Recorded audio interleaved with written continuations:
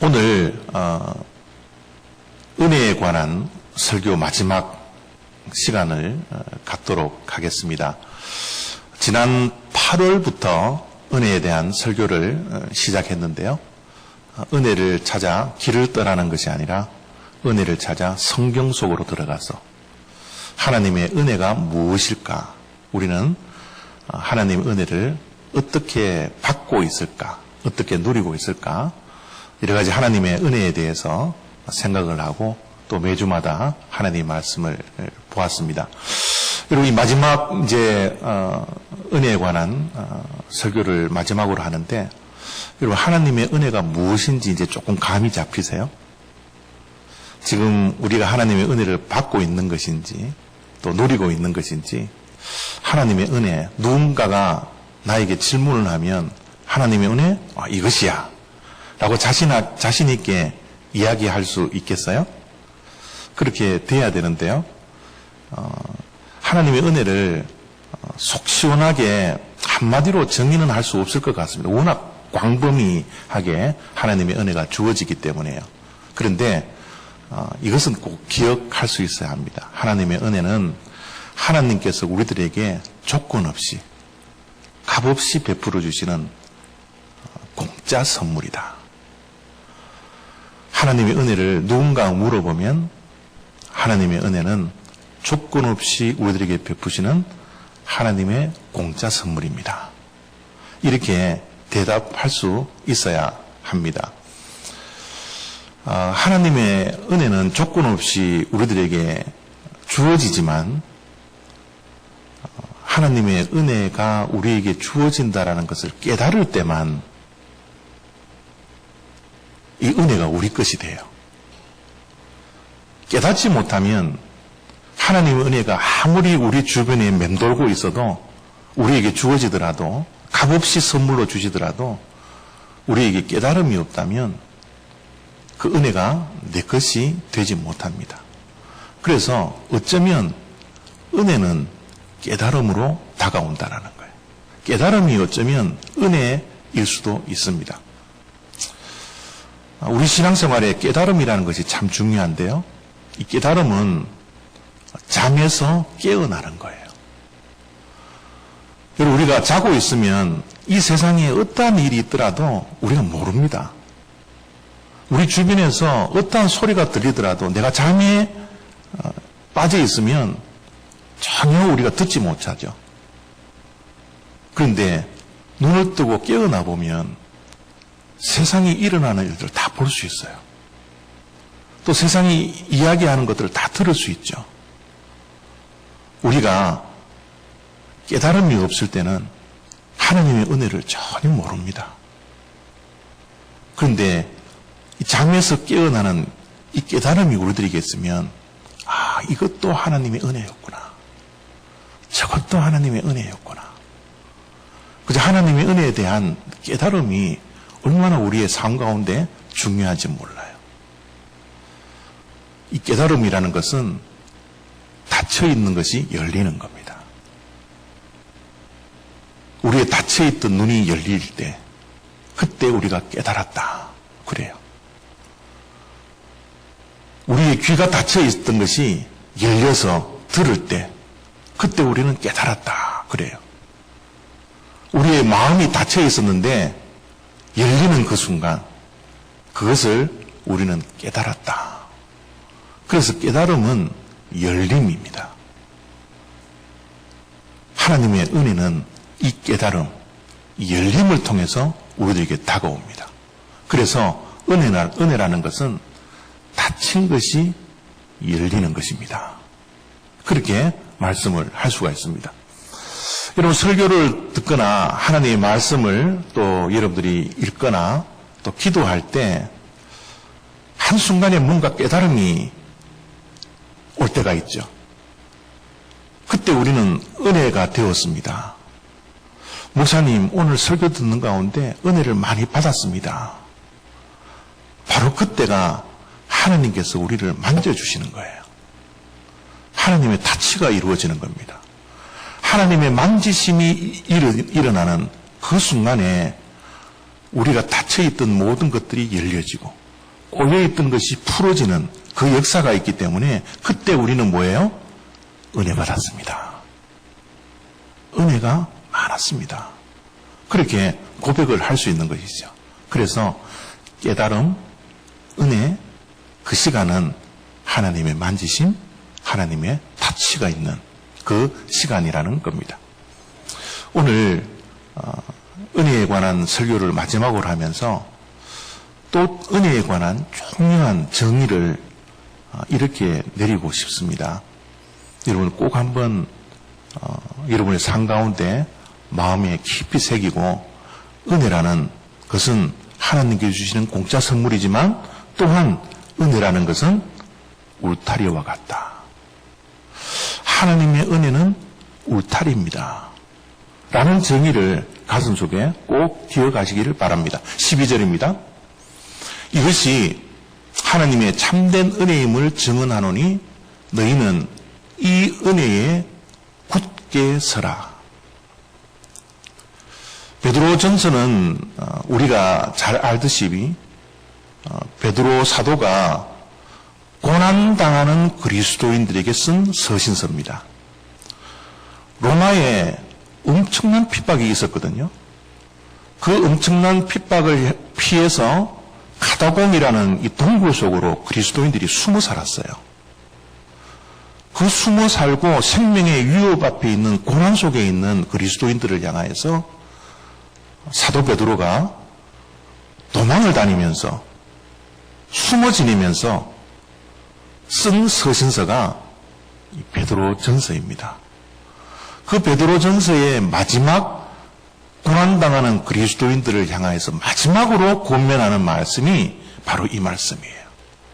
너희는 이 은혜에 굳게 서라. 이 말씀을 다시 풀어서 쉽게 설명을 하자면 이런 말이 됩니다. 은혜라는 울타리 안에서 어떤 경우에도 흔들리지 않도록 확실하게 서 있으십시오.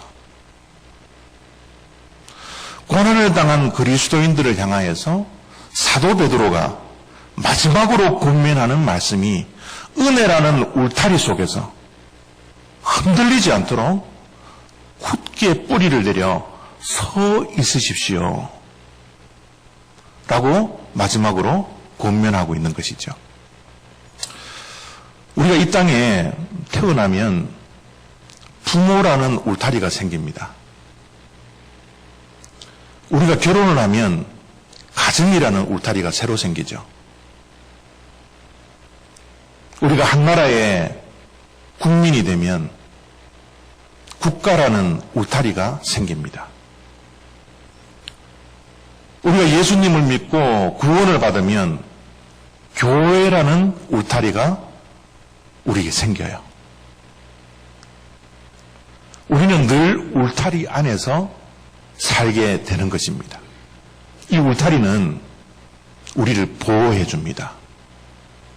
우리가 안전하게 있을 수 있도록, 우리가 편안할 수 있도록, 쉼을 얻을 수 있도록 역할을 하는 것이 울타리입니다. 우리는 울타리 속에서 기대기도 하고, 의지하기도 하고, 때로는 위로를 받기도 하고, 때로는 힘이 없을 때 힘을 얻을 수 있는 것이 바로 울타리입니다. 우리가 이 땅에서 살아가는데, 생존하는데 반드시 필요한 것이 바로 울타리라는 거예요. 가정이라는 울타리, 부모라는 울타리, 국가라는 울타리, 교회라는 울타리가 없으면 우리는 생존할 수가 없어요. 바로 은혜라는 것이 그 울타리라는 겁니다. 하나님의 은혜는 우리가 생존할 수 있도록 반드시 필요한 것이에요. 그래서 은혜가 없으면 우리는 한 시간도 살아갈 수 없습니다. 우리가 하나님의 은혜가 없이는 한 시간도 살아갈 수 없습니다. 라고 고백하는 것이 우리 믿는 자들의 고백이지 않습니까? 하나님의 은혜는 우리에게 울타리를 제공해 주셔서 우리를 보호해 주시고 우리를 안전하게 하시고 우리가 힘들고 어려울 때 기대게 하시고 의지하게 하는 것. 그것이 바로 하나님의 은혜라는 울타리입니다. 부모라는 울타리는 때로는 무너집니다. 가정이라는 울타리는 때로는 쓰러질 때가 있어요. 국가라는 울타리도 교회라는 울타리도 무너질 수 있습니다. 이 세상에 내가 울타리 삼고 그곳에서 보호받고 안전하게 편안하게 살아왔던 그 모든 이 세상의 울타리는 영원하지가 않습니다. 무너질 수 있고 쓰러질 수 있어요. 그런데 하나님의 울타리는 쓰러지지 않아요. 하나님의 울타리는 무너지지 않습니다. 하나님의 울타리는 영원한 거예요. 이 하나님의 울타리 때문에 우리가 살아가고 있는 거예요. 하나님의 울타리가 없으면 결코 우리는 살아갈 수 없다라는 거예요. 그래서 사도 베드로는 고난당하는 그리스도인들을 향하여서 뭐라고 권면합니까? 은혜의 이 울타리, 은혜의 울타리 속에 굳게 서 있으라고. 흔들리지 말고 어떠한 경우에도 어떠한 고난 속에서도 흔들림 없이 굳게 서 있으십시오 라고 권면하고 있는 것이죠. 특별히 우리가 평상시에도 하나님의 은혜의 울타리 속에 거해야 되지만요, 특별히 고난을 당할 때, 힘들고 어려울 때, 외롭고 괴로울 때, 또 삶에 지쳐 있을 때, 주저앉고 싶을 때, 이때 하나님의 은혜가 우리에게는 꼭 필요합니다. 지금 여러분의 삶 가운데 혹시 고난 가운데 있는 분 계십니까? 혹시 여러분의 삶이 힘들고 어려워 지쳐 있습니까? 혹시 주저앉고 싶은 그런 마음이 지금 우리를 괴롭히고 있습니까? 이럴 때 우리에게 가장 필요한 게 뭘까요? 하나님의 은혜예요. 하나님의 울타리 속에 우리가 굳게 서야 할 때가 바로 고난을 당할 때입니다. 10절입니다.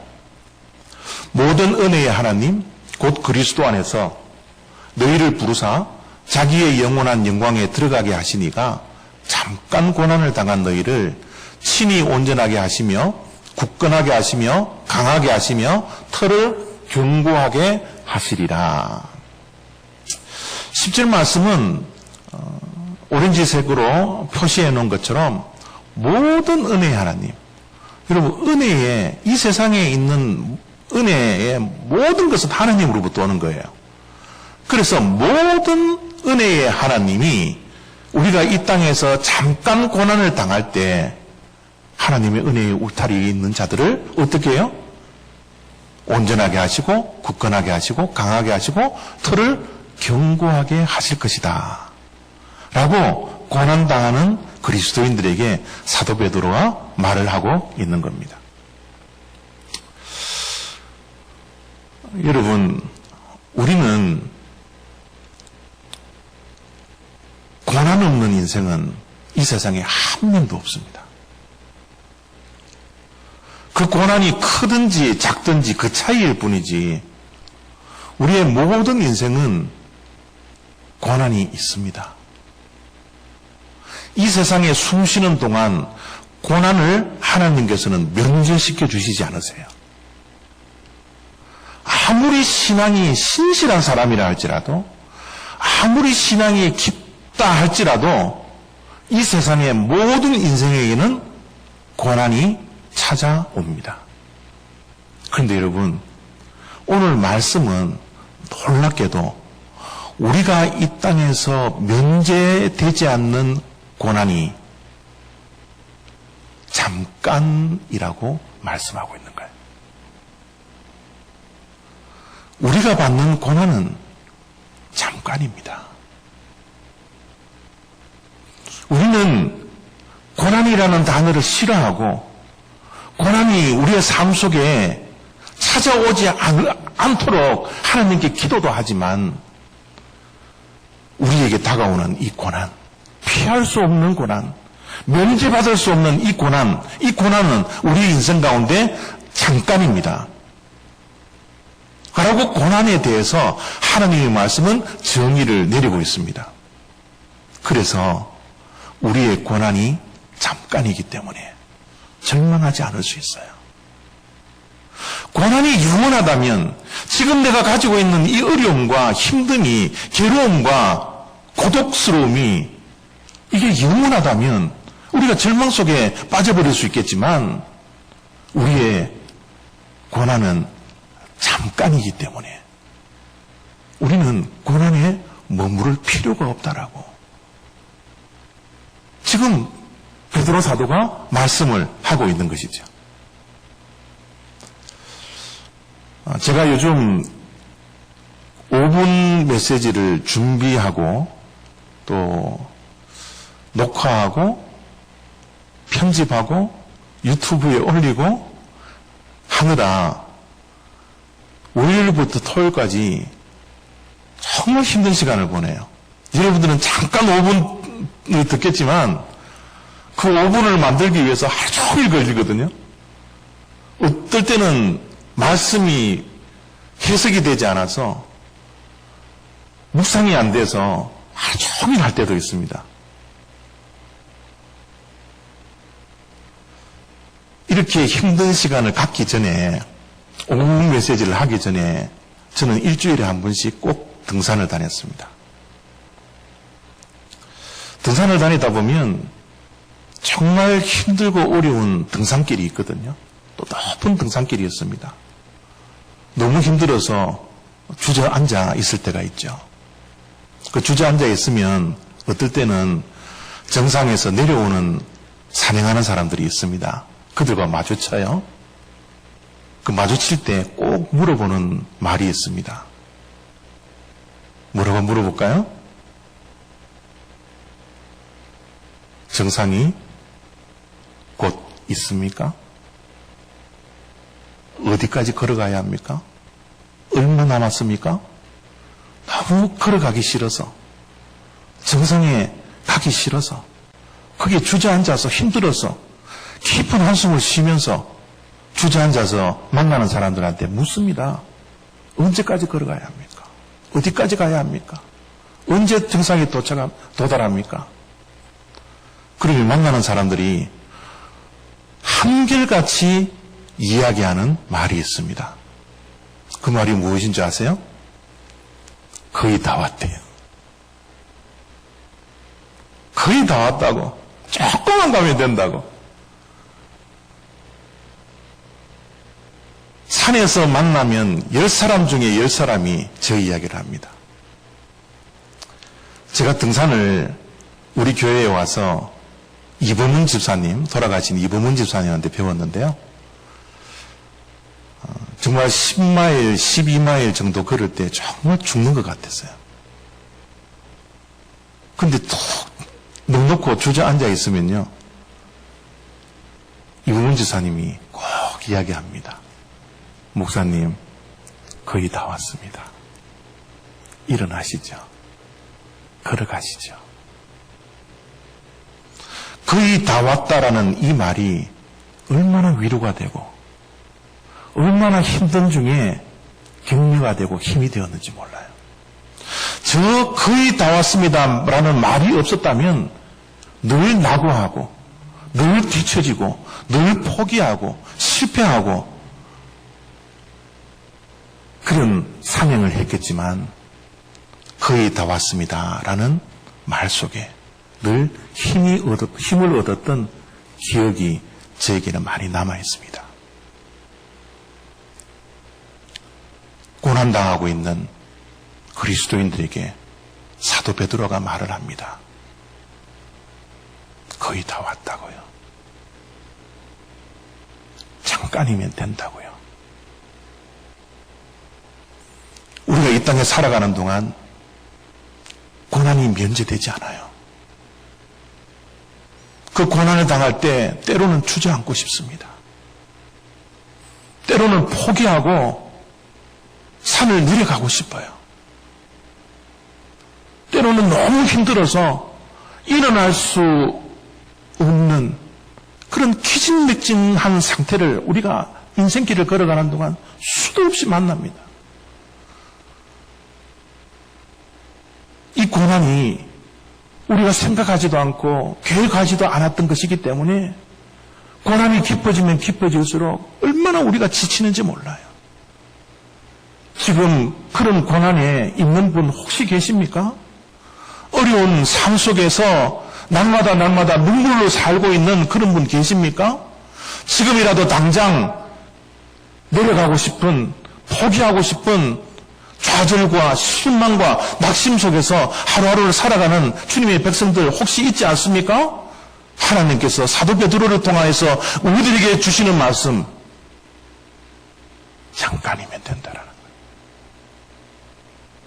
이제 다 왔다라는 겁니다. 거의 다 왔어요. 조금만 더 참으세요.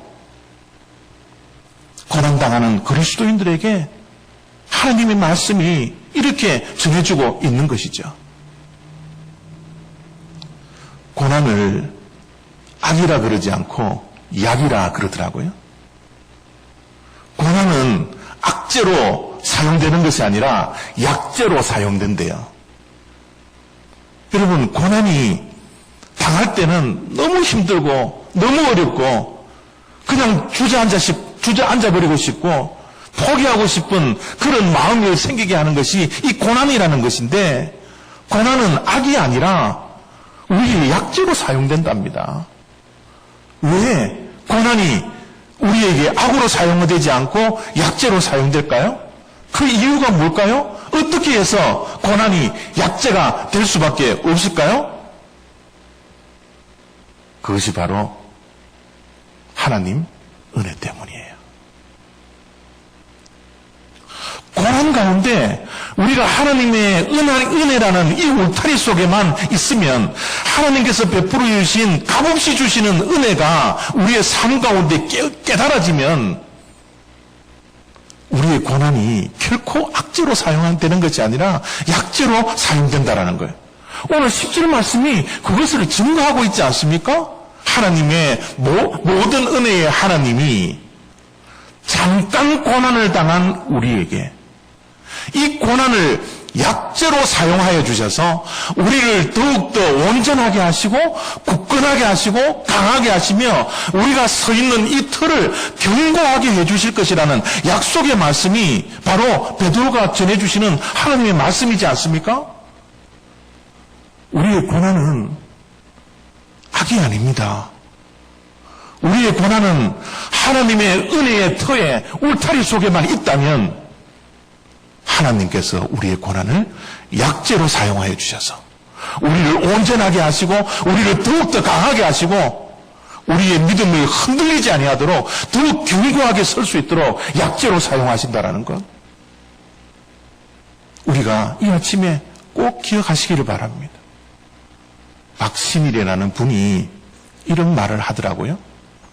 하나님의 은혜는 결코 멈추지 않는다. 내가 넘어졌을 때나 방황할 때도 뚜벅 나를 향하여 걸어온다. 내가 힘들고 어려울 때, 주저앉아 있을 때 말씀을 보면서 기도를 하면서 예배를 드리면서 하나님의 그 발자국 소리를 들을 때, 내가 그냥 주저앉고 싶을 때 우리에게 뚜벅뚜벅 걸어오셔서 찾아오셔서 우리를 만져주시고 우리를 위로하여 주시고 조금만 참아라, 조금만 견뎌라, 거의 다 왔다, 잠깐이면 된다, 이 말씀을 전해주시는 하나님의 음성을 들을 때 우리가 다시 한번 벌떡 일어나 걸어갈 수 있는 용기가 우리에게 찾아오는 것, 이것이 바로 하나님의 은혜이지 않습니까? 하나님은 우리들이 힘들고 어려울 때, 주저앉아 있을 때, 포기하고 싶을 때, 실망하고 절망하고 낙심하여 있을 때 우리들에게 뚜벅뚜벅 찾아오셔서 우리의 손을 붙들고 이렇게 세워주시고 우리와 함께 하시기를 원하시는 하나님이라는 겁니다. 이것이 바로 하나님의 은혜이지 않습니까? 하나님의 은혜의 울타리 속에 있는 우리들에게 하나님은 늘 찾아오시고 우리가 힘들어할 때, 괴로워할 때, 외로워할 때 우리의 손을 붙들고 이렇게 세워주셔서 나와 함께 걷자구나. 나와 함께 그러며 저 정상에 도달하자구나. 그렇게 말씀해 주시는 것이 하나님의 은혜이지 않습니까? 그래서 고난을 당하는 자들을 향하여서 사도 베드로는 마지막으로 권면할 때 뭐라고 권면합니까? 하나님의 은혜에 굳게 서 있으십시오.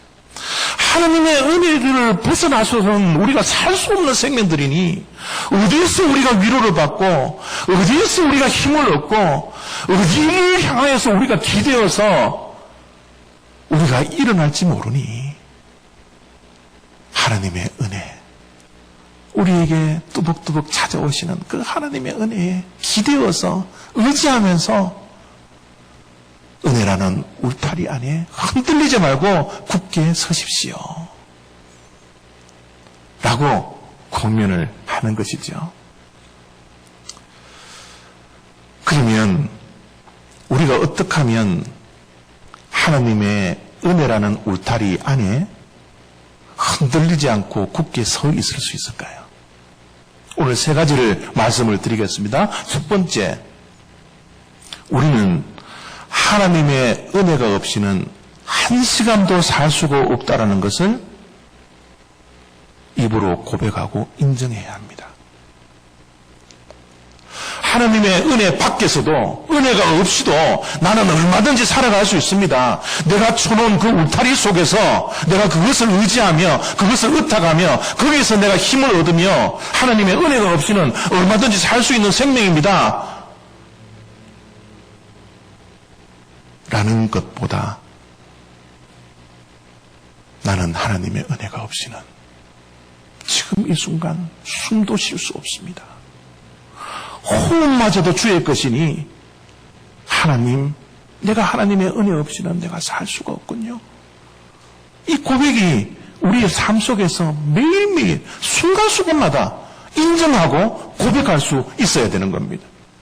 두 번째로 은혜의 울타리 안에 굳게 서기 위해서는요, 어떠한 고난과 역경 속에서도 감사하십시오. 우리가 은혜 밖에 나가면요, 우리에게 가장 먼저 찾아오는 것이 불평과 원망입니다. 아무리 힘들고 어려운 일이 있더라도 은혜 속에 있는 사람들은 늘 감사해요. 늘 그 주시는 그 은혜 때문에 은혜에 흠뻑 젖어서 날마다 감사할 수밖에 없는 거예요. 우리는 고난과 역경이 다가온다 할지라도 억지로라도 감사할 때 우리 은혜의 울타리에 굳게 설 수 있는 것입니다. 마지막으로 제가 이 말씀은 일부 예배 때도 제가 말씀을 드렸는데 이 세 번째 말씀을 여러분들에게 해야 되나 하지 않아야 되느냐, 설교 준비를 하면서 어제 토요일 밤늦게까지 지우고 넣었다가 뺐다가 넣었다 뺐다가 그랬습니다. 저 말을 하나님 앞에서 여러분들에게 전하기가 저는 너무 양심에 찔림이 있어요.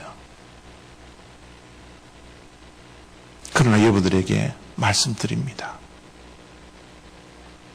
은혜 속에 우리가 굳건히 서기 위해서는 매일 하루에 30분만이라도,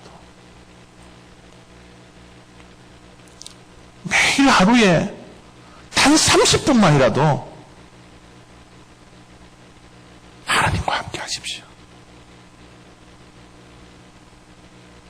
우리가 세상살이에 너무 바빠서 30분도 하나님께 드릴 수 없는 이 상황 속에서 하나님의 이 좋으신 은혜 안에 하나님의 보호와 하나님의 사랑과 하나님으로부터 주어지는 이 힘과 능력을 받기 위해서는, 하나님의 값없는 은혜를 날마다 받고 누리기 위해서는 하나님과 단 30분만이라도 하나님과 함께하는 그 삶이 우리들에게 있어야 합니다. 여러분, 우리가 스마트폰을 요즘 너무너무 많이 하지 않나요? 스마트폰을 가지고 다니면서 시간들이, 우리가 스마트폰에 뺏기는 시간이 얼마나 많았나 그러면, 통계는 잘 모르겠지만, 모스크바에서 이야기하는 말은 하루에 우리가 3시간, 2시간, 3시간을 스마트폰에 붙들려 살아간대요. 스마트폰이 없이는 살 수 없는 것이 아니라, 스마트폰이 없어서 내 마음에 불안해지는 것이 아니라, 하나님의 은혜가 없기 때문에 우리가 불안해져야 하고, 하나님의 은혜를 받기 위해서, 하나님의 은혜에 굳게 서기 위해서 2시간, 3시간 우리가 시간을 하나님과 함께 보내야 하는데, 우리는 그러지 못하잖아요. 그래서 단 30분이라도 하루 종일 하나님께 붙들려 우리가 살아야 되지만, 하나님한테 너무너무 죄송하지만 단 30분만이라도, 30분만 해도 우리를 사랑하시는 이 하나님 앞에 우리가 시간을 드리고 우리의 인생을 드릴 수 있는, 이것이 하나님의 자녀로서 명예를 지키는 모습이지 않을까요? 우리가 하나님의 울타리 속에서 살아가면서 하나님의 은혜를 날마다 깨닫고 누리며 살아가야 할 인생인데, 하나님의 은혜가 없이는 정말 한 시간도 살아갈 수 없는 생명들인데, 우리가 단 30분이라도 하나님께 드릴 수가 없다면 하나님께서 우리의 삶을 보고 얼마나 마음이 아프실까요? 매일매일 30분만이라도 말씀 앞에 서십시오. 하루에 30분만이라도 하나님 앞에서 기도하십시오. 애통하고 눈물 흘리십시오. 하나님 앞에서 30분만 해도 예배하십시오. 하나님 앞에서 30분만이라도 찬양하십시오. 그것도 다 할 수 없다면 30분만이라도 하나님 생각하십시오. 30분만이라도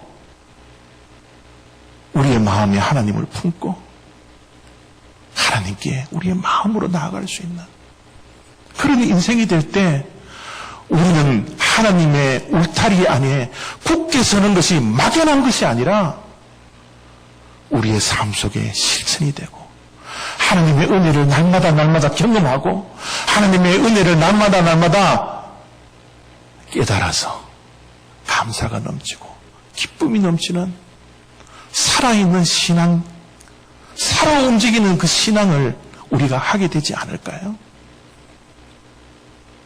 은혜에 대한 말씀을 이렇게 마치기를 원합니다. 사랑하는 성도 여러분, 하나님의 은혜 안에, 하나님의 은혜라는 울타리 안에 굳게 서는 축복이 저와 여러분들에게 있기를 원합니다. 기도하겠습니다.